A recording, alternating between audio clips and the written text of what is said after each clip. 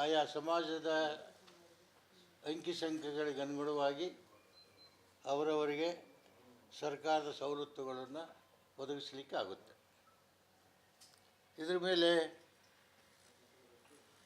Delay ಮಾಡೋದು ಅವಶ್ಯಕತೆ ಇಲ್ಲ. ಸಬ್ ಕಮಿಟಿ ಮಾಡಿ ಆ ಕಮಿಟಿ ಮಾಡಿ ಮತ್ತು ಮುಂದೂಡ್ತಕ್ಕಂಥ ಅವಶ್ಯಕತೆ ಇಲ್ಲ. ಬೇಡ, 1 ಮಂತ್ ಟೈಮ್ ಕೊಟ್ಟು ಯಾರಾದರೂ ಎಲ್ಲಿ ತಪ್ಪಾಗಿದೆ ಅದು ಕೊಟ್ಟರೆ ಅದನ್ನ ರೆಕ್ಟಿಫೈ ಮಾಡ್ಬೋದು, ಹೊರತಾಗಿ ಮುಂದೆ ಹಾಕೋದು ಅವಶ್ಯಕತೆ ಇಲ್ಲ ಅಂತಕ್ಕಂಥದ್ದು ನನ್ನ ಅಭಿಪ್ರಾಯ. ಇದ್ರ ಜೊತೆಗೆ ಕ್ರೀಮಿ ಲೇಯರ್ ಅಂತಕ್ಕಂಥದ್ದು ತಮಗೆಲ್ಲ ಅರ್ಥ ಇರಬೇಕು. ಕೆನೆ ಪದರು ಅಂದರೆ ಎಕನಾಮಿಕಲಿ ಯಾವ ಕುಟುಂಬ ಯಾವ ವ್ಯಕ್ತಿ ಆ ಲಿಮಿಟ್ ಮೇಲೆ ಹೋದ ಅಂದರೆ ಅವನಿಗೆ ಯಾವ ಫೆಸಿಲಿಟೀಸು ಬರಬಾರ್ದು. ಕೆನೆ ಪದರು ತೆಗೆದುಬಿಡ್ಬೇಕು, ಹಾಲಿನ ಕೆನೆ ತೆಗೆದಂಗೆ ಅವ್ರು ತೆಗೆದುಬಿಡ್ಬೇಕು. ಅವ್ರು ಹೋದರು ಅಂದರೆ ಕೆಳಗಿನವ್ರಿಗೆ ಇನ್ನೂ ಅನೇಕ ಜನರಿಗೆ ಸಹಾಯ ಮಾಡಲಿಕ್ಕಾಗುತ್ತೆ. Creamy layer is a must, ಅದನ್ನು ಮಾಡಬೇಕು ಅಂತಕ್ಕಂಥ ನನ್ನ ಅಭಿಪ್ರಾಯ.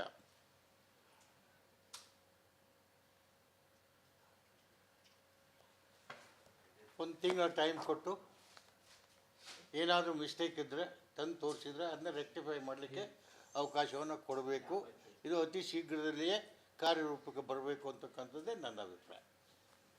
ಸರ್, ಈಗ ಜಾತಿ ಜನಗಣತಿ ವಿಚಾರದಲ್ಲಿ ಲಿಂಗಾಯತ ಮತ್ತು ಒಕ್ಕಲಿಗ ಸಮುದಾಯದವರು ಗಣತಿಯನ್ನು ಮಾಡಿರುವಂಥದ್ದೇ ಸರಿ ಇಲ್ಲ ಅನ್ನುವಂಥ ಮಾತನ್ನು ಹೇಳಿದ್ದಾರೆ ಸರ್. ಹೇಳಿದ್ದಾರೆ. ನನ್ನ ವೈಯಕ್ತಿಕ ಅಭಿಪ್ರಾಯ, ನಾನು ಸೆನ್ಸಸ್ ಮಾಡೋ ಮುಂದೆ ಅನೇಕ ಹಳ್ಳಿಗಳಿಗೆ ನಾನು ಅವ್ರನ್ನ ಕರ್ಕೊಂಡು ಹೋಗಿದ್ದೀನಿ. ನಾನು personally I have visited almost many villages they. ಪ್ರತಿಯೊಂದು ಮನೆಗೂ ಹೋಗಿದ್ದಾರೆ, ಪ್ರತಿಯೊಂದು ಮನೆಯ ಜನಸಂಖ್ಯೆಯನ್ನು ಕೇಳಿದ್ದಾರೆ, ಹೆಣ್ಣು ಗಂಡು ಕೇಳಿದ್ದಾರೆ, ಶಿಕ್ಷಣವನ್ನು ಕೇಳಿದ್ದಾರೆ, ಆರ್ಥಿಕ ಪರಿಸ್ಥಿತಿಯನ್ನು ನೋಡಿದ್ದಾರೆ, ಜಾತಿನೂ ಜಾತಿ ಉಪಜಾತಿಗಳನ್ನು ಬರ್ಕೊಂಡು ಬಂದಿದ್ದಾರೆ. ಇದು ಅತ್ಯಂತ ಒಳ್ಳೆಯ ರೀತಿಯಿಂದ ಸರ್ವೆ ಆಗಿದೆ, ನನಗೆ ಗೊತ್ತಿದೆ. ಲಿಂಗಾಯತ ಇದರಲ್ಲಿ ಸರ್ ಇಡೀ ಇದರಲ್ಲಿ ಉಪಜಾತಿಗಳನ್ನು ಬೇರ್ಪಡಿಸಿದ್ದಾರೆ, ಒಟ್ಟಿಗೆ ಸೇರಿಸಿಲ್ಲ ಅನ್ನುವಂಥದ್ದು ಆರೋಪ ಅಲ್ಲ. ಒಂದು ಈ ಉಪಜಾತಿಗಳು ಎಲ್ಲವನ್ನೂ ಮಾಡಿದ್ದಾರೆ. ಈ ಲಿಂಗಾಯತ ಒಳಗೆ ಉದಾಹರಣೆಗೆ ನಿಮಗೆ ಪಂಚಮಶಾಲಿ, ಸಾದರು, ಗಾಣಿಗೆರು, ಅಗಸರು, ಹಿಂಗೆ ಬೇರೆ ಬೇರೆ 4-5 ಬರ ಅಂತೇಳಿ ಎಲ್ಲವನ್ನೂ ಅಂಕಿ ಸಂಖ್ಯೆ ಇವೆ. ನೀವು ಕೂಡಿಸ್ಕೊಂಡಿರಲ್ಲ, ಎಲ್ಲವನ್ನು ಕೂಡಿದ್ರೆ ಲಿಂಗಾಯಿತು. ಸಬ್ ಕಾಸ್ಟ್ ಮಾಡಿದ್ದಾರೆ, ತಪ್ಪೇನಿದೆ ಅದರೊಳಗೆ? ಸರ್, ಅಲ್ಲಿ ಬಂದಿರೋ ಪ್ರಶ್ನೆ ಸರ್, ಉಪಜಾತಿಗಳಲ್ಲಿ ಲಿಂಗಾಯತ ಉಪಜಾತಿ ಅಂತ ಬರ್ಸಿಲ್ಲ, ಬರೀ ಸಬ್ ಕಾಸ್ಟ್ ಅಷ್ಟೇ ಸಪ್ರೇಟ್ ಮಾಡಿ ಬರ್ಸಿದ್ದಾರೆ. ಇಲ್ಲ ಇಲ್ಲ ಇಲ್ಲ ಇಲ್ಲ ಲಿಂಗಾಯತೊಳಗೆ ಲಿಂಗಾಯತ ಅಂತ ಮ್ಯಾಗ ಹೆಡ್ ಮಾಡ್ತಾರೆ. ಅದರೊಳಗೆ ಸಾದರು, ಬಣಿಜಿಗರು, ಪಂಚಮಶಾಲಿಯರು, ಅಗಸರು ಹಿಂಗೆಲ್ಲ ಮಾಡಿದ್ದಾರೆ. ನಾನು ಸ್ವತಃ ನೋಡಿದ್ದೀನಿ ಅಂತೆಲ್ಲ ಕಾಸ್ಟ್ ಮಾಡಿ ಅದ್ರ ಕೂಡ ಸಬ್ ಕಾಸ್ಟ್ ಎಲ್ಲವನ್ನೂ ಬರೆದಿದ್ದಾರೆ. ಅವರು ಆರೋಪ ಮಾಡ್ತಾರೆ. ವರದಿ ನೋಡಿಲ್ಲ, ಸರ್ವೆ ಮಾಡೋ ಮುಂದೆ ನಾನು ಸ್ವತಃ ಅಡ್ಡಾಡಿದ್ದೀನಿ. ನಮ್ಮ ತಾಲೂಕಿನ ಸರ್ವೆ ಮಾಡಿದ್ರಲ್ಲ, ಅನೇಕ ಹಳ್ಳಿಗಳಿಗೆ ಸರ್ವೆ ಮಾಡೋ ಮುಂದೆ ಐ ವಾಸ್ ಪರ್ಸನಲಿ ಪ್ರೆಸೆಂಟ್. ಅವ್ರು ಹೆಂಗೆ ಸರ್ವೆ ಮಾಡಿದ್ದಾರೆ ಅನ್ನೋದು ನಾನು ನೋಡಿದ್ದೀನಿ. ಸರ್ವೆ ಮೆಥಡಲ್ಲಿ ಯಾವುದೇ ಲೋಪ ಇಲ್ಲ ಅಂತ ಹೇಳ್ತಾ ಇದ್ದಾರೆ ನೀವು. ಲೋಪ ಅದಕ್ಕೆ ನಾನು ಹೇಳಿದ್ದೀನಿ, 1 ಮಂತ್ ಟೈಮ್ ಕೊಡಿ, ಅದು ಏನು ಲೋಪ ತಂದು ತೋರಿಸ್ತಾರೆ ಅದು ರೆಕ್ಟಿಫೈ ಮಾಡ್ಬೋದು ಅಂತಲೂ ಹೇಳಿದ್ದೀನಿ. ಅದು ಅವರು ರಾಜಕೀಯ ಮಾತು ಬಿಡಿ, ಅದನ್ನು I am not bother about ಕುರ್ಚಿ ಪರ್ಚಿ. ಇದು in the interest of the state, in the interest of the people of the Karnataka, it is A bus. ಇಷ್ಟೇ ಆಗ್ತದೆ. ಅಲ್ಲ ಸರ್, ನೀವು ಹೇಳ್ತಾ ಇದ್ರಿ ಉಪಜಾತಿಗಳನ್ನು ಬಿಟ್ಟಿಲ್ಲ ಅನ್ನೋಂಥದ್ದು. ಲಿಂಗಾಯತ್ ಲೀಡರ್ಗಳು ಪದೇ ಆರೋಪ ಮಾಡ್ತಾ ಇರೋದೆ ನಮ್ಮ ಜಾತಿಗಳು ಉಪಜಾತಿಗಳು ಕೈ ಬಿಟ್ಟು ಹೋಗ್ತಾ ಇದ್ದಾವೆ, ಅವುಗಳನ್ನು ಸೇರಿಸಿದ್ರೆ ನಮ್ದು ಅಭ್ಯಂತರ ಇಲ್ಲ. ಅಲ್ಲ, ಲಿಂಗಾಯತ ಅಂತ ಹೆಡ್ ಕೊಟ್ಟು ಅದರೊಳಗೆ ಪಂಚಮಶಾಲಿ, ಸಾದರು, ಬಣಿಜಿಗರು, ಗಾಣಿಗೆರು ಅಂತೆಲ್ಲ ಬರ್ದಾರಲ್ಲ, ಎಲ್ಲ ಬರೆದಿದ್ದಾರೆ, ಎಲ್ಲ ಜಾತಿಗಳನ್ನೂ ಬರೆದಿದ್ದಾರೆ. ನೀವೆಲ್ಲ ತಪ್ಪಾಗಿಲ್ಲ. ನನ್ನ ವೈಯಕ್ತಿಕ ನಾನು ಪರ್ಸನಲಿ ಪಕ್ಷದ ಹಿರಿಯರಾದ ಶಾಮನೂರು ಶಿವಶಂಕರಪ್ಪನವರು ಹೇಳ್ತಾ ಇದ್ರು, ಇದನ್ನು ಒಪ್ಪಕ್ಕೆ ಸಾಧ್ಯನೇ ಇಲ್ಲ. ಯಾಕೆ ವೈಜ್ಞಾನಿಕ ಏನು ವೈಜ್ಞಾನಿಕ ವಾಟ್ ಅವೈಜ್ಞಾನಿಕ ಯಾಕೆ ತಪ್ಪನ್ನು ತೋರಿಸಿ. ಸಪೋಸ್ ಯಾವ್ದಾರ ಒಂದು ಎಕ್ಸಾಂಪಲ್ ತೋರಿಸಿ, ಇಲ್ಲಿ ತಪ್ಪಾಗಿದೆ ಅಂತ ತೋರಿಸಿ. ತಪ್ಪಾಗಿದ್ರೆ ತಿದ್ದುಕೊಳ್ಳಿಕ್ಕೆ 1 ಮಂತ್ ಟೈಮ್ ಕೊಡ್ರಿ ಅಂತ ನಾನು ವಿನಂತಿ. ಒಂದು ವೇಳೆ ತಪ್ಪು ತೋರಿಸಿದ್ರೆ ಯಾರಾದರೂ ಅದು ತಿದ್ದುಕೊಳ್ಳಿಕ್ಕೆ 1 ಮಂತ್ ಟೈಮ್ ಕೊಡ್ರಿ ಅಂತ ನಾವು ವಿನಂತಿ ಮಾಡ್ತೀವಿ.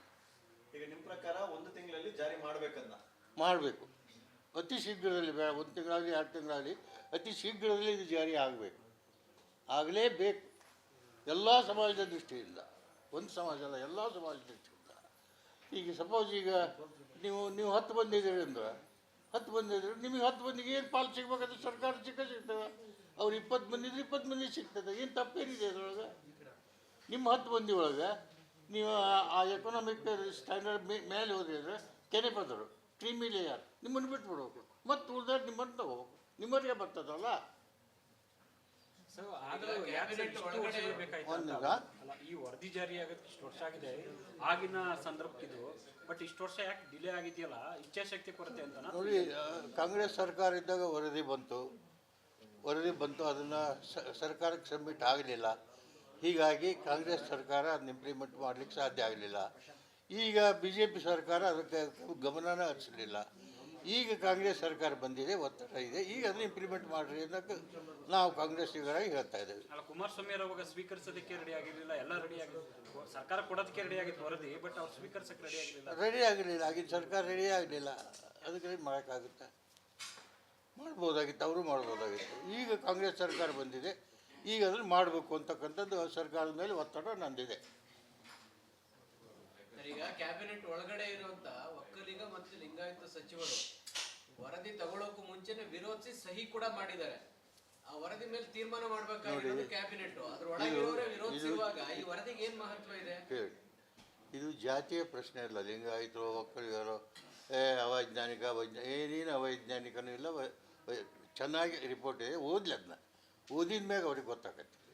ಆಯಾ ಕಾಸ್ಟ್ ಒಕ್ಕಲಿಗರದು ಎಲ್ಲ ಬಂದಿದೆ, ಲಿಂಗಾಯತರು ಎಲ್ಲ ಬಂದಿದೆ. ಅದರೊಳಗೆ ಯಾವುದೂ ಲೋಪದೋಷಗಳಿಲ್ಲ. ಒಂದು ವೇಳೆ ಲೋಪದೋಷಗಳಾದ ಅಂತ ತೋರಿಸಿದ್ರೆ 1 ಮಂತ್ ಟೈಮ್ನಾಗ ಒಂದು ರೆಕ್ಟಿಫೈ ಮಾಡಬೇಕು ಅಂತ ನನ್ನ ಅಭಿಪ್ರಾಯ. ಶಿವಶಂಕರಪ್ಪನವರು ಮನೇಲಿ ಕೂತ್ಕೊಂಡು ಬರ್ದಿದ್ದಾರೆ ಅಂತೇಳಿ ಅದೆಲ್ಲ ನಾನು ಅಡ್ಡಾಡಿದ್ದೀನಿ. ಸರ್ವೆ ಮಾಡೋ ಮುಂದೆ ನಾನು ಅನೇಕ ಹಳ್ಳಿಗಳಿಗೆ ಅಡ್ಡಾಡಿದೆ. ಶಾಮನೂರು ಶಿವಶಂಕರಪ್ಪನ ಅಡ್ಡಾಡಾರಂತ ಹಂಗೆ ಕೂತ್ಕೊಂಡು ಹೇಳ್ತಾರೆ ಅಷ್ಟೇ. ನಾನು ಅಡ್ಡಾಡಿದ್ದೇನೆ, ಪ್ರತಿಯೊಂದು ಹಳ್ಳಿಗೆ ಮನೆಗೂ ಅಡ್ಡಾಡಿದ್ದೀನಿ, ಅನೇಕ ಹಳ್ಳಿಗಳಿಗೆ. ಆ ಮನೆಯಲ್ಲಿ ಎಲ್ಲ ಹಿಸ್ಟ್ರಿ ಬರೆದಿದ್ದಾರೆ. ಜಾತಿ, ಉಪಜಾತಿಗಳು, ಶಿಕ್ಷಣ, ಯಾವ್ಯಾರು ಕಲ್ತಿದ್ದಾರೆ, ಯಾರು ಕಲ್ತಿಲ್ಲ, ಹೆಣ್ಣೆಷ್ಟು ಗಂಡೆಷ್ಟು, ಡಿಟೇಲಾಗಿ ರಿಪೋರ್ಟ್ ಇದೆ. ನಾನು ರಿಪೋರ್ಟ್ ನೋಡಿಲ್ಲ, ಬಟ್ ಅದು ಸರ್ವೆ ಮಾಡೋ ಮುಂದೆ ನಾನೆಲ್ಲ ನೋಡಿದ್ದೀನಿ. ನಿಮ್ಗೆ ವಿಶ್ವಾಸ ಇದೆಯಾ ಸರ್? ನಿಮ್ಗೆ ವಿಶ್ವಾಸ ಇದೆಯಾ ಇದು ಈಗಲಾದರೂ ಈ ಸರ್ಕಾರದಲ್ಲಾದರೂ ಸಿದ್ದರಾಮಯ್ಯ ಅವರು ಅದನ್ನು ಮಾಡಬಹುದು ಅಂತ ವಿಶ್ವಾಸ ಇದೆ. Mister Siddaramaiah is bent upon it. I hope you will implement it. ಮಾಡ್ಬೋದು ಅಂತ ನನ್ನ ಆಸೆ ಇದೆ. ಕಾಣದ ಕೈಗಳು ಏನಾದರೂ ತಡೆಯುವಂಥ ಪ್ರಯತ್ನ ಮಾಡ್ತಾ ಅಂತ ಸರ್? ಕಾಣದ ಕೈಗಳು, ರಾಜಕೀಯ ಶಕ್ತಿಗಳು ತಡೆಯುವಂಥ ಪ್ರಯತ್ನ ಮಾಡ್ತಾ ಇದ್ದಾವೆ ಅಂತ? ಅಲ್ಲ, ಎಲ್ಲ ವಿಷಯಗಳಲ್ಲಿ ಕಾಣದ ಕೈಗಳು ಇರ್ತವೆ, ಮಾಡ್ತಿರ್ತವೆ, ಆಗ್ತಾ ಹೋಗು. But it should be implemented. I hope it will be implemented.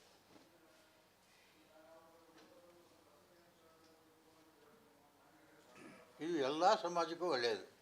ಸುಮ್ಮನೆ ಹೇಳ್ತಾರೆ ಅವರು, ನಮ್ಮ ಜಾತಿಯನ್ನು ಕಡಿಮೆ ಮಾಡ್ಯಾರ, ಅಂಕಿ ಸಂಖ್ಯೆ ಕಡಿಮೆ ಐತಿ, ಹಂಗೆ ಹಿಂಗೆ ಅಂತ. ಸುಳ್ಳು. ಎಲ್ಲ ಸಮಾಜದ್ದು ಅವರವರ ಅಂಕಿ ಸಂಖ್ಯೆಗಳು ಸರಿಯಾಗಿಯೇ ಇವೆ. ಅಂತ ತಪ್ಪದ್ದು 1 ತಿಂಗಳೊಳಗೆ ಹುಡುಕಿ ತೋರಿಸಲಿಲ್ಲ, ರೆಕ್ಟಿಫೈ ಮಾಡ್ಕೋಬೋದಲ್ಲ. ಸರ್, ಇನ್ನೊಂದು ಪ್ರಶ್ನೆ ಇದು ಹೇಳ್ತಾ ಇದೆ ಸರ್. ಮುಂದಿನ ವರ್ಷ ಕೇಂದ್ರದ ಜನಸಂಖ್ಯೆ ಆಧಾರದ ಮೇಲೆ ಜನಗಣತಿ ಆಗ್ಬೋದು ಅನ್ನೋಂಥದ್ದು, ಆ ಸಂದರ್ಭದಲ್ಲಿ ಜಾತಿ ಗಣತಿ ಕೂಡ ಆಗ್ಬಹುದು ಅನ್ನೋಂಥದ್ದು. ಆಗ್ಬೋದು, ಮಾಡ್ಬೋದು. ಆ 1 ವರ್ಷಕ್ಕೆ ವೇಟ್ ಮಾಡ್ಬೋದಲ್ಲ? ಯಾಕೆ ಅವ್ರದ್ದು ನಮ್ಮ ರಾಜ್ಯದ ನಮಗೆ ಅವರು ಇನ್ಕ್ಲೂಡಿಂಗ್ ಕರ್ನಾಟಕ ಮಾಡ್ತಾರೆ. ಅವಾಗ ಡಿಫ್ರೆನ್ಸ್ ಏನು ಅಂತ ತೋರಿಸಲಿ. ಅಲ್ಲ, ಈಗ 8 ವರ್ಷ ಆಗಿದೆ ಅಲ್ಲ ಸರ್, ಗ್ಯಾಪ್ ಇದೆ ಈಗ ಸರ್. ಈಗ 8 ವರ್ಷ ಆಗಿದೆ. ಹೌದು, ಆಗಿದೆ, ಗೊತ್ತಿದೆ. ಜನಸಂಖ್ಯೆ ಬದಲಾವಣೆ ಆಗಿರುತ್ತೆ, ಆರ್ಥಿಕ ಸ್ಥಿತಿಗತಿಗಳು ಬದಲಾವಣೆ ಆಗಿರುತ್ತೆ. ಅಲ್ಲ, ಈಗ ಯಾವಾಗ ಸರ್ವೆ ಆಯಿತು ಆವಾಗ ಪರ್ಫೆಕ್ಟ್ ಆಗಿದೆ. ಈ 8 ವರ್ಷದಲ್ಲಿ ಏನು ಹೆಚ್ಚು ಕಡಿಮೆ ಇದ್ದು ಸಹಿತ 1 ಮಂತ್ 2 ಮಂತ್ಸ್ ಟೈಮ್ ಕೊಟ್ಟು ಅಲ್ಲಿ ಸೆಟೈಟ್ ಮಾಡಿಡ್ಬೋದಲ್ಲ. ಈಗ ನೀವು ಜಾತಿ ಗಣತಿ ಅನ್ನೋದಕ್ಕಿಂತ ಆರ್ಥಿಕ ಮತ್ತು ಸಾಮಾಜಿಕ ಎಲ್ಲ ಅದು ಇದೆ ಅಂತೀರಾ. ಮಧ್ಯೆ ಕೋವಿಡ್ ಬೇರೆ ಬಂದು ಹೋಗಿದೆ ಸರ್, ಎಲ್ಲರದ್ದು ಏರ್ಪೇರ್ ಆಗಿದ್ದಾವೆ ಅಂತ. ಏರ್ಪೇರ್ ಆಗಿದೆ, ಸರಿಪಡಿಸಬಹುದು, ಇಲ್ಲ ಅಂತ ಇಲ್ಲ. ಆದರೆ ಈ ಸೆನ್ಸಸ್ ಇಂಪ್ಲಿಮೆಂಟ್ ಆಗಬೇಕು. ಬಿಹಾರದಲ್ಲಿ ಕೋರ್ಟ್ ಈ ಜಾತಿ ಗಣತಿ ಮಾಡೋ ಅಧಿಕಾರನೇ ರಾಜ್ಯಕ್ಕಿಲ್ಲ ಅಂತ ಅಭಿಪ್ರಾಯಪಡಿಸಿದೆ. ಅದು ಜುಡಿಷಿಯರಿ ವರದಿಗೆ ಏನು ಮಹತ್ವ ಇರುತ್ತೆ ಕೋರ್ಟ್ ಈ ಥರ? ಯಾಕಂದ್ರೆ ಕೇಂದ್ರ ಸರ್ಕಾರ ಮಾಡಬೇಕು, ರಾಜ್ಯಗಳಿಗೆ ಅಧಿಕಾರನೇ ಇಲ್ಲ ಅಂತ ಕೋರ್ಟ್ ಹೇಳಿದ್ರು. ಹೌದಲ್ಲ, ಅದು ಜುಡಿಷಿಯಲ್ ವ್ಯೂ. ಅದು ಒಂದು ಜುಡಿಷಿಯರಿ ಹೋಗುತ್ತೆ. ನಾಳೆ ಇಲ್ಲೂ ಅದೇ ಆದರೆ ಅದು ಆಗ್ಬೋದು. ಅದಕ್ಕೆ ನಾವೇನು ಮಾಡೋಕ್ಕಾಗತ್ತೆ? ಅದು ಜುಡಿಷಿಯಲ್ ವ್ಯೂ ಏನು ಬರ್ತದೆ ನೋಡೋಣ ಅಂತ. ಈಗಂತೂ ಇಲ್ಲಲ್ಲ. ಈಗ ನಾವು ಮಾಡೋಣಪ್ಪ. ಒಂದು ವೇಳೆ ಜುಡಿಷಿಯಲ್ ಸ್ಟೇ ಬಂತು ಅಂದರೆ ಯಾರು ಏನು ಮಾಡೋಕ್ಕಾಗಲ್ಲ.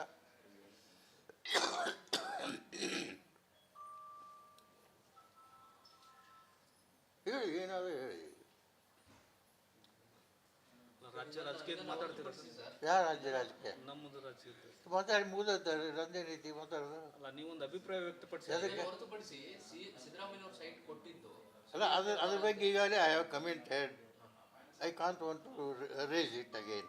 ಮುಗಿದೋಗಿದೆ ನನ್ನ ಅಭಿಪ್ರಾಯ. ಸೈಟ್ ವಾಪಸ್ ಕೊಟ್ಟಿದ್ದು ಸರಿಯಾದ ನಿರ್ಧಾರ ಅಂತ. ಅದು ನಿರ್ಧಾರ ಈಗೆಲ್ಲ ಎಲ್ಲ ಸಂತೋಷ್ ಹೆಗಡೆ ಅವರೆಲ್ಲ ಹೇಳಿದ್ದಾರೆ ಈಗಾಗಲೇ. ಅದ್ರ ಇಫೆಕ್ಟ್ ಏನು ಅನ್ನೋದನ್ನು legal luminaries have already express it. Why want to from my mouth. I am also a lawyer, but I don't want to express anything. Already many lawyers like Santosh Hegde and others, luminaries, they have expressed their views. ನಿಮ್ಮ ಅಭಿಪ್ರಾಯನ ಅವರು ವ್ಯಕ್ತಪಡಿಸಿದ್ರು. ಅದನ್ನ ಯಾಕೆ ಅವ್ರು ಇದ್ರಿಗೆ ನಾನು ಯಾರು? Sir, ನಿಮ್ಮ ಅಭಿಪ್ರಾಯವನ್ನು ನೀವು ನಾನು ಹೇಳಿಬಿಟ್ಟಿದ್ದೇನಲ್ಲ. ಹೇಳಿದ್ರೆ, ಆದ್ರೆ ಈಗಿರುವಂತ ಸಚಿವರು ನಿಮ್ಮ ಅಭಿಪ್ರಾಯಕ್ಕೆ ವಿರೋಧ ವ್ಯಕ್ತಪಡಿಸಿದ್ರು. ಪಾಪ ಅವರು ಆಮೇಲೆ ಲಕ್ಷ್ಮೀ ಹೆಬ್ಬಾಳ್ಕರ್ ಅವರು ಅವರಿಗೆ ವಯಸ್ಸಾಗಿದೆ, ತಲೆ ಕೆಟ್ಟಿದೆ ಅನ್ನೋ ಅಂತ ಅವನು ಹೇಳಿದ. ಇವನು ಯಾರು ಅವನು ತುಮಕೂರು ಇವನು ಹೇಳಿದರು ತಪ್ಪು. ಅವ್ರ ಅಭಿಪ್ರಾಯ ಅವ್ರು ಹೇಳಿದ್ರು, ಅದಕ್ಕೆ ನಾ ಯಾಕೆ ಸಿಟ್ಟು ಆಗಿದೆ? ಅದು ಸ್ವೀಕಾರ ಮಾಡ್ತೀರಾ ಸರ್ ಅವ್ರು ಹೇಳಿದ್ನಲ್ಲ? ನಾನು ಸ್ವೀಕಾರ ಬಗ್ಗೆ ಕ್ಷೇತ್ರ ಇಟ್ಕೊಳ್ಳೆ. ಅವ್ರು ಹೇಳಿದ್ದಾರೆ ಅವ್ರ ಅಭಿಪ್ರಾಯ. ನಾನೇ ವೈಯಕ್ತಿಕವಾಗಿ ನಿಂದನೆ ಮಾಡಿದ್ರಲ್ಲ ಅಂತ ಸರ್. ಅದಕ್ಕೆ ನಾನು I do not give much importance. ಮಾತಾಡ್ತಾರೆ.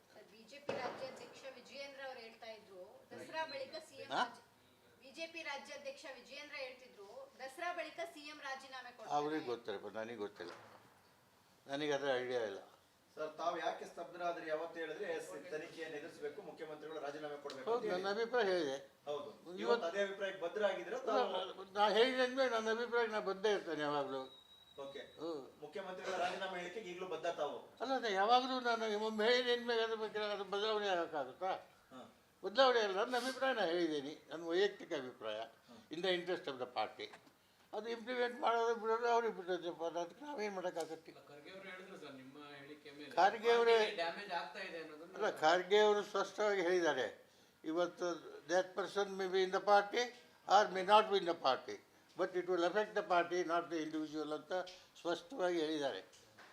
Men may come and men may go, I go forever, party will go forever. ಯಾವ ನೋಟಿಸ್? ಎದಕ್ಕೆ ಕೊಡ್ತಾ ನೋಟಿಸ್? ಅಲ್ಲ, ನೀವೇ ನೋಟಿಸ್ ಕೊಡೋ ಸಮಿತಿಯಲ್ಲಿ ಇದ್ದೀರಿ ಸರ್. ನೋಟಿಸ್ ಎದಕ್ಕೆ ಕೊಡ್ತಾರ ಅಂತೆ? ಅಲ್ಲ, AICC ನಾಯಕರು ಎದ್ರ ಸಲುವಾಗಿ ಕೊಡ್ತಾರೆ ನೋಟಿಸು? ನೋಟಿಸ್ ಕಾಂಗ್ರೆಸ್ ನಾಯಕರು, ವಿಪಕ್ಷದ ನಾಯಕರು ಹೇಳಿದ್ರು, ಕೊಡಿವಾಡ ಸೀನಿಯರು ಅವ್ರಿಗೇನು ಗೊತ್ತಾಗೋದಿಲ್ಲ, ಅದಕ್ಕೋಸ್ಕರ ಈ ಹೇಳಿಕೆ ಕೊಟ್ಟಿದ್ದಾರೆ. ಅವ್ರ ಅಭಿಪ್ರಾಯ ಹೇಳಿದ್ದಾರೆ ಅಷ್ಟೇ. ನೋಟಿಸ್ ಯಾವ ಕಾರಣದಿಂದ ಕೊಡ್ತಾರೆ? ನೋಟಿಸ್ ಯಾವಾಗ ಕೊಡ್ತಾರೆ? ಕಾಂಗ್ರೆಸ್ಸು ಪಕ್ಷಕ್ಕೆ ಧಕ್ಕೆ ಆಗ್ತಕ್ಕಂಥದ್ದು ನಂದೇನು ಇದ್ರೆ ಕೊಡ್ತಾರೆ. ಪಕ್ಷಕ್ಕೆ ಧಕ್ಕೆ ಆಗ್ತಕ್ಕಂಥದ್ದು ಏನಿದೆ? I am for the party, not for individual. ಪಕ್ಷದ ದೃಷ್ಟಿಯಿಂದ ನಾನು ಹೇಳಿದೆ. ಹರಿಯಾಣದಾಗ ನಾನು ಹೇಳಿದ್ದೆ ಅವತ್ತು ಉದಾಹರಣೆ. ಹರಿಯಾಣದಾಗ ಇದನ್ನು ಪ್ರಚಾರ ಮಾಡ್ತಾ ಮೋದಿ ಹಳ್ಳಿಗೆ ಹೋಗ್ತಾರ. ಹರಿಯಾಣದಾಗ ಇಫೆಕ್ಟ್ ಆಕೈತಿ. ಹರಿಯಾಣದಾಗ ನೋಡಿ ಈಗ ಇಫೆಕ್ಟ್ ಆಗೈತೆ ಇಲ್ಲ ಸ್ವಲ್ಪ. ಕಾಶ್ಮೀರದಾಗ ಆಗೈತಿ, ಗೆದ್ದವೆ. ಹರಿಯಾಣದಾಗ ಇಡೀ ಈ ಹರಿಯಾಣ ತುಂಬಾ ಮೋದಿ ಹೋಗಿ ಬೇರೆ ಕರ್ನಾಟಕದ ಇದು ಮಾಡಿದೆ. ಹಿಂಗೆ ಅದು ಇಫೆಕ್ಟ್ ಆಯಿತು. ಆ ಇಫೆಕ್ಟಿಂದ ಹರಿಯಾಣದಾಗ ನಾವು ಸೋಲ್ತಕ್ಕಂಥ ಪರಿಸ್ಥಿತಿ ಬಂದಿದೆ. ನೀವು ರಿಸಲ್ಟ್ ಏನಾಗುತ್ತೆ ಗೊತ್ತಿಲ್ಲ, ಎಫೆಕ್ಟ್ ಆಗಿದೆ ಅಂತ ನಾವು ಹೇಳಿದ್ದೀವಿ. ಮುಜುಗರ ಆಗಿದೆ ಪಾರ್ಟಿ.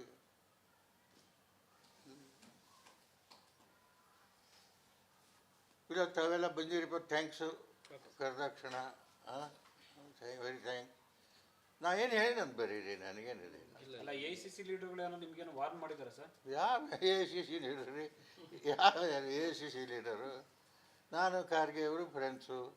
ಒಮ್ಮೆ MLA ಆದವರು, 72 MLA ಆದವರು, 54 ವರ್ಷ ಕಾಂಗ್ರೆಸ್ನಾಗಿದ್ದರು. ನನಗೆ ಯಾರು ಏನು ಮಾತಾಡ್ತಾರೆ? I am the senior most here. ರಾಜಕೀಯದಲ್ಲಿ ಇದ್ದೀರಾ ಇಲ್ಲ ಸರ್? ಅಂದರೆ ಆ್ಯಕ್ಟಿವ್ ರಾಜಕೀಯ ಅನ್ನೋದಿಲ್ಲ, ಪಕ್ಷದ ಸಲುವಾಗಿದೆ. ಏನು ಎಲೆಕ್ಷನಿಗೆ ಹಾಕೂ ನಿಲ್ಲಲ್ಲ, ಅದಕ್ಕೆ ಹೋಗಲ್ಲ. ಪಕ್ಷ ಸಂರಕ್ಷಣೆ ಮಾಡಲಿಕ್ಕೆ ನನ್ನ ಕಡೆಯಿಂದ ಏನು ಕಾಂಟ್ರಿಬ್ಯೂಷನ್ ಇದೆ, I want to contribute to the best of the party. ಈಗ ಮುಖ್ಯಮಂತ್ರಿಗಳು ಸೈಟ್ ವಾಪಸ್ ಕೊಟ್ಟಿದ್ದಾರೆ ಸರ್. ಸೈಟ್ ವಾಪಸ್ ಕೊಟ್ಟಿದ್ದಾರೆ, ತನಿಖೆ ನಾನು ಮುಖ್ಯಮಂತ್ರಿಯಾಗಿ ಎದುರಿಸ್ತೀನಿ ಅನ್ನೋ ಮಾತನ್ನು ಕೂಡ ಹೇಳಿದ್ದಾರೆ. ನೋಡಿದ್ದೇನೆ, ನಾನು ಪೇಪರ್ದಾಗ ನೋಡಿದ್ದೀನಿ, ಮೀಡಿಯಾದಾಗೆಲ್ಲ ನೋಡೀನಿ. ಆ ಥರ ಸಮಂಜಸನ ಸರ್ ಅದು. ಸುದ್ದಿಗೋಷ್ಠಿ ಕರೆದು ಆಮೇಲೆ ರದ್ದು ಮಾಡಿದ್ರೆ ಅವತ್ತೇನಾರು ಹೇಳ್ಬೇಕಿತ್ತ ತಾವು? ಏನಂತ? ಅವತ್ತು ಸೈಟ್ ವಾಪಸ್ ಮಾಡಿದ್ದೇನೆ ತಾವು ಸುದ್ದಿಗೋಷ್ಠಿ ಕೂಡ ಕರೆದ್ರಿ. ಅವತ್ತೇನಾರ ಹೇಳ್ಬೇಕು ಅನ್ಸೈತಿ ಸರಿ ಇದೆಯಾ ಹೇಗೆ ಸರ್? ನಿಮ್ಮ ಅಭಿಪ್ರಾಯ ಏನು? ಬೇಡ ಅಂತ ಬಿಟ್ಟು, ಯಾಕಂದ್ರೆ ಆಲ್ರೆಡಿ ಲುಮಿನರೀಸ್, ಲೀಗಲ್ ಲುಮಿನರೀಸ್ ಎಕ್ಸ್ಪ್ರೆಸ್ ಮಾಡಿಬಿಟ್ಟಿದ್ರು. ಈ ಸಂತೋಷ್ ಹೆಗ್ಡೆ ಅವರು ಜಸ್ಟಿಸು, ಲೋಕಾಯುಕ್ತ ಅಧ್ಯಕ್ಷ ಇದ್ದಂಥವ್ರು, ಅವರು ಎಲ್ಲ 3-4 ಜನ ಹೇಳ್ಬಿಟ್ಟಿದ್ರು ಅಲ್ಲೇ. ಅವ್ರು ಹೇಳಿದ್ಮೇಲೆ ನಾನು ಯಾಕೆ ಹೇಳೋದು ಸುಮ್ಮನೆ. ಈಗ ಮುಖ್ಯಮಂತ್ರಿಗಳ ನಡೆ ಸರಿ ಇದೆಯಾ ಸರ್ ಅನ್ಸುತ್ತೆ ಸರ್ ಈಗ? ಸರಿ ಇದೆಯೋ ಕೆಟ್ಟದೆಯೋ ಜನರ ತಿಳ್ಕೊಳ್ಳಿ. ನನ್ನ ಅಭಿಪ್ರಾಯ ನಾನು ತಿಳ್ಕೊಂಡಿದ್ದೇನೆ, ಹೇಳಿದ್ದೀನಿ. ಅಲ್ಲ, ನೀವು ರಾಜೀನಾಮೆ ಕೊಟ್ಟು ತನಿಖೆ ಎದುರಿಸಿ ಇದು ಅಂದ್ರೆ ಹೇಳಿದ್ನಲ್ಲ, ಸೈಟ್ ವಾಪಸ್ ಕೊಟ್ಟು ತನಿಖೆ ಎದುರಿಸ್ತಾ ಇದ್ದಾರೆ. ಎದುರಿಸ್ಲಿ, ಯಾರು ಬೇಡ ಅಂತಾರೆ? ಅವ್ರು ಒಳ್ಳೇದಾದ್ರೂ ಆಗಲಿ, ನಾನೇ ಬೇಡ ಅಂತೀನಿ. ಚೀಫ್ ಮಿನಿಸ್ಟರ್ಗೆ ಒಳ್ಳೇದಾಗತ್ತಿದ್ರೆ ಆಗಲಿ, ನಾನೇನು ಅವ್ರಿಗೆ ಕೆಟ್ಟದ್ದಾಗಬೇಕು ಅಂತ ಹೇಳಿಲ್ಲ. ವೈಯಕ್ತಿಕ ನಾನೇನು ಅವ್ರ ಮೇಲೆ ದ್ವೇಷ ಇಲ್ಲ. ನಾನು ಇರೋದು in the interest of the party. Haryana effect ಆಗ್ತದೆ. ನಾನು ಉದಾಹರಣೆ ಕೊಟ್ಟಿದ್ದೆ. ಹರಿಯಾಣದಲ್ಲಿ ಮೋದಿಯವರು ಬರೀ ಇದನ್ನು ಕರ್ನಾಟಕದ ಪ್ರಚಾರ ಮಾಡೋಕೆ ಹಚ್ಚಾರ, ನೋಡ್ರಿ ನೋಡ್ರಿ ಅಂತ. ಅದು ಇಫೆಕ್ಟ್ ಹರಿಯಾಣದಾಗ ಆಗಕತ್ತೈತೆ ನೋಡಿ.